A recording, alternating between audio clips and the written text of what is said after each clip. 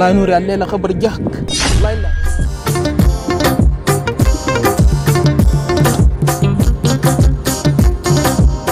من غير يقرأني يا اخي التليفون ده يخدم له يخدم من الناس جنبه كايرو. قلت لك في حقه يا اخي رد له يا اخي مشيه انا اصلا مو ماشي. ردي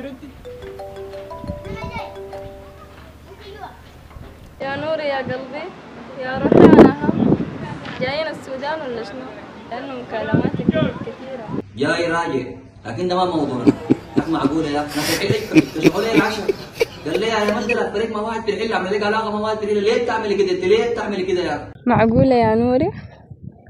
معقوله انا اعمل فيك كده؟ حاشا يا قلبي، زاد انت بقيت تسمع كلام الناس بالطريقه دي، انا بزعل منك. خلاص لا انا ما تزعل خلاص ما تصدق خلاص انا ماشي البيت قبل ما انا تزعل طويله زي لقلعوا تليفوني. معقوله؟ لسه تزعل طويله دي قاعده؟ يا خلي بالك من نفسك في الشارع. والله انت ما كان عادي يا اخي تصل لسه يقابل الخلا عادي والله يا اخي ما كان انت والله العظيم.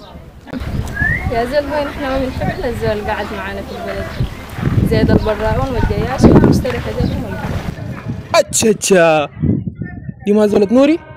والله يا زاده الله ينور الليلة خبر جهك. الله يلا اوريك.